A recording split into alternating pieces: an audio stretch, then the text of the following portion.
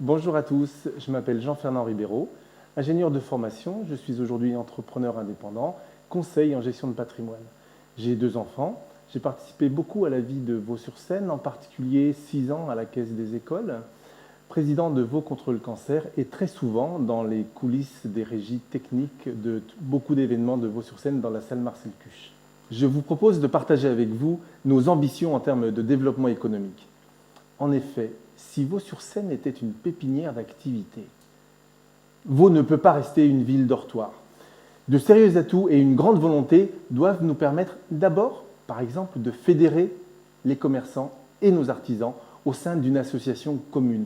Aujourd'hui, il existe une association de commerçants, mais pas encore une association d'artisans et de commerçants. C'est la meilleure manière de promouvoir nos compétences et d'animer la vie commerciale de notre village. Nous devrons définitivement redéfinir le rôle du marché. Son rôle dans notre économie locale, eh bien, il faut absolument le repenser. Repenser également son installation. Nous devons absolument en faire un lieu de partage et d'échange. Est-il au bon endroit? Nous n'en sommes pas convaincus. Devra-t-il être couvert? Nous le pensons. Un autre point important pour nos artisans, nos entrepreneurs et nos commerçants, c'est l'existence d'un point d'agence postale et de retrait d'espèces. L'agence postale est très peu pratiquée aujourd'hui, ses horaires sont inconfortables. Le retrait d'espèces est déjà parti, il n'y a plus de distributeurs de billets de banque. Et nous devons absolument repenser des solutions pour faciliter la vie des commerçants et de tous nos entrepreneurs, mais bien sûr également des particuliers de Vaux-sur-Seine. Des solutions existent et en particulier ont déjà été mises en œuvre dans les espaces ruraux que nous irons chercher et que nous mettrons en place.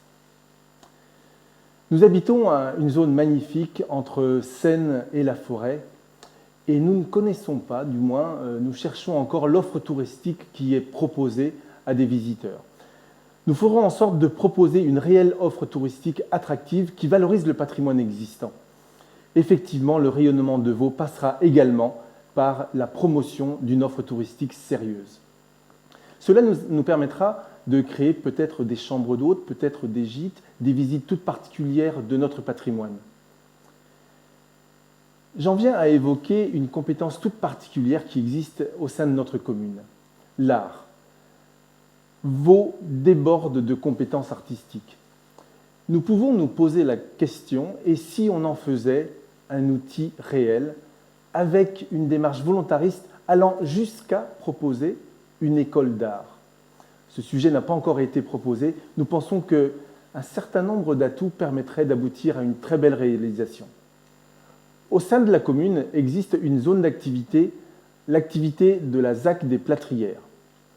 Aujourd'hui, une grande incertitude existe sur cette zone. On ne sait pas bien si elle est exploitée. En tout état de cause, il y a des besoins auprès de nos artisans et de nos commerçants. Donc, engageons vraiment la démarche sur ce sujet-là, prospectons les possibilités et trouvons des solutions. On pourra en particulier, comme on l'a dit tout à l'heure, envisager des zones de coworking pour exploiter la fibre. Nous devrons également accompagner tous les entrepreneurs vers les besoins des métiers de demain, en particulier liés à l'environnement. Des qualifications nouvelles sont à créer et nous devrons être à l'initiative pour les proposer. Évidemment, qui dit activité doit forcément penser à établissement scolaire. Nous devrons donc nous attacher également à générer des relations entre les écoles, les entreprises, indispensables pour la réussite professionnelle de nos jeunes et envisager d'établir un point emploi pour faciliter l'emploi au sein de la commune. Et si, dimanche 15 mars, vous votiez pour vous,